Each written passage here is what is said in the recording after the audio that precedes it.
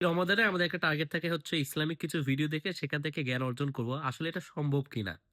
দেখেন আপনি যদি কোনো ভালো লেকচারার বা কোনো ভালো শেখের ভিডিওটা শুনেন, আমি বিশ্বাস করি যে আপনি জ্ঞান অর্জন করতে পারবেন। বাট সমস্যাটা হয়েছে আমাদের অন্যখানে। তো আমরা যাতে ভিডিও দেখেও ভালোভাবে জ্ঞান অর্জন করতে পারি সেজন্য ২-৩ টা টিপস দিব। ১ম এ যে কাজটা করবেন যে ভিডিওটা দেখতেছেন সেটা হচ্ছে আপনি একটু ফুল স্ক্রিনে দেখলেন। সো আমরা যে কাজটা করি ভিডিওটা হচ্ছে একটু ছোট করে নেই। আশেপাশে অনেক কিছু দেখা যায়। হয়তো YouTube এর অন্য সাজেশন দেখতেছেন অথবা অন্য ট্যাব দেখা যায়। এটা না করে ফুল স্ক্রিনে দেখবেন। সেকেন্ড যে কাজটা করবে সেটা হচ্ছে একটা খাতা রাখবেন অথবা ডিজিটালে আপনি নোট নিতে থাকবেন। যখনই কোনো ভালো পয়েন্ট পাবেন যেটা আপনার মনে হয় যে একটু স্টোর করা দরকার, আপনি নোটটা নিয়ে রাখবেন।